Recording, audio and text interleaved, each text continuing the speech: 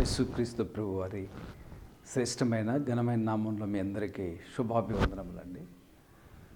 సత్యవాక్యము కార్యక్రమాన్ని చూస్తున్న మీ అందరినీ మరి ఒక రీతిగా కలుసుకోవటానికి దేవుడు మంచి సమయమును అనుగ్రహించాడు. ప్రాముఖ్యమైనటువంటి సమయంలో నేను చెప్పేటువంటి లేఖన భాగాలేమనగా, పౌలుతో పరిచర్య చేసినటువంటి ఒనేసిమ అనేటువంటి వ్యక్తి గురించి తెలియజేస్తున్నాను. ఈ ఒనేసిమను మనం ఎక్కడ బైబిల్ గ్రంథంలో చూస్తామంటే, కొలసీలకు రాసినటువంటి పత్రిక 4వ అధ్యాయము 7-8 వచనంలో, ప్రియ సహోదరుడను ప్రభునందు నమ్మకమైన పరిచారకుడను నాతోటి సేవకుడైన తుకీకు నన్ను గూర్చి సంగతులన్నీ మీకు తెలియచేయను. మీరు మీ స్థితి తెలుసుకున్నట్లు మీ హృదయములను అతడు ఆదరించున్నట్లను అతనితో కూడా నమ్మకమైన ప్రియ సహోదరుడైన ఒనేసిమను మీ యొద్దకు పంపుచున్నాను. ఇతను మీ యొద్ద నుండి వచ్చినవాడే. వీరిక్కడి సంగతులను మీకు తెలియచేయను. ఈ ఒనేసిమ అనబడినటువంటి వ్యక్తి ఒక ఖైదీగా కూడా మనం చూస్తున్నాం. అంతేకాకుండా ఇతను తుకీకుతో ఇద్దరు కలిసి పరిచర్య చేసినట్లు కూడా మనం చూస్తున్నాం. పౌలుతో ఒనేసిమ కలిసి పరిచర్య చేశాడు. ఇంకొక లేఖనం ఎలా ఉంటుందంటే, ఫిలెమోను రాసిన పత్రికలో 1వ వచనం, క్రీస్తు యేసు ఖైదీనైన పౌలను సహోదరుడైన తిమోతియును మా ప్రియుడు జతపనివాడైన ఫిలెమోనుకును.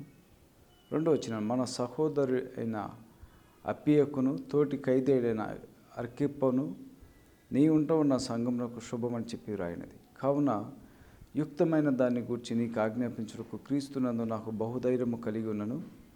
వృద్ధుడను ఇప్పుడు క్రీస్తు యేసు ఖైదీనైన పౌలను నేను ప్రేమను బట్టి వేడుకొనుట మరి మంచిదనుకొని నా బంధకంలో నేను కనిన నా కుమారుడు ఒనేసిమ కోసము నిన్ను వేడుకొనుచున్నాను.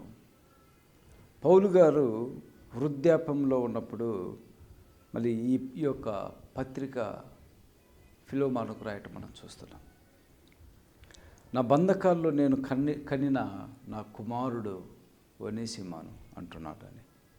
ఈ ఒనేసిమను ఫిలెమోను దగ్గరికి పంపుతాడు. 11వ వచనం, అతడు మునుపు నీకు నిష్ప్రయోజనమైన వాడే కానీ ఇప్పుడు నీకును నాకును ప్రయోజనకరమైన వాడాయను.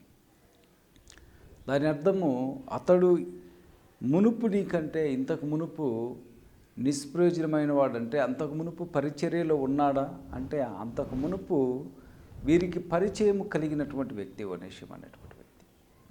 కానీ మళ్ళీ అతను బంధకాలలో మనం చూస్తున్నాం. ఆ బంధకాల్లో ఉన్నప్పుడు పౌలు గారు అతన్ని నేను కని ఉన్నాను.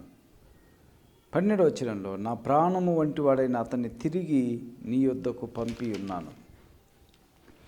కాబట్టి నీవు నన్ను నీతో పాలివానిగా ఎంచినెల్లా నన్ను చేర్చుకున్నట్లు అతన్ని చేర్చుకున్నాము. 18వ వచనంలో, అతడు నీకు ఏ నష్టమైనను కలుగ చేసిన ఎల్లా నీకు ఏమైనా రుణము ఉన్న ఎడలా అది నా లెక్కలో చేర్చుము. ఇదండి పౌలు గారు చెప్పేటువంటి మాట. ఒకవేళ అతను నీకేమైనా నష్టం కలుగ చేసిన ఎల్లా రుణం ఉన్న ఎల్లా అది నా లెక్కలో చేర్చుము. అది వచ్చి నేను తీరుస్తానంటున్నాడు. అంటే పౌలు ఎందుకు ఈ మాట చెప్తున్నా అంటే, ఫిలెమోను అనబడినటువంటి వ్యక్తి మీద తనకు అపనమ్మకం ఉండి కాదు, తన బాధను వ్యక్తపరుస్తుండు.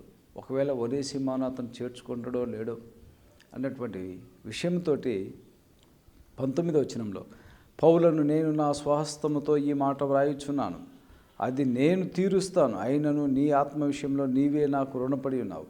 నేను చెప్పనేలా నేను చెప్పిన దానికంటే నీవు ఎక్కువగా చేతువని ఎరిగి నా మాట విందువని నమ్మి నీకు వ్రాయిచున్నాను. నేను ఈ విషయాలు చెప్పిన దానికంటే నువ్వు ఎక్కువ చేస్తావని నేను నమ్మి నీకు వ్రాయిచున్నానని చెప్పాడు. అయితే ఈ ఒనేసిమ అనబడినటువంటి వ్యక్తి పౌలుతోటి పరిచర్య చేసినటువంటి వ్యక్తి. ఈ వ్యక్తిని పౌలు గారే తన బంధకాలలో కని ఉన్న నా కుమారుడు అని చెప్పాడు. అంతేకాకుండా ఇతను తిమోతితో కూడా కలిసి పరిచర్య చేసినటువంటి వ్యక్తిగా మనం బైబిల్ గ్రంథంలో చూస్తున్నాం.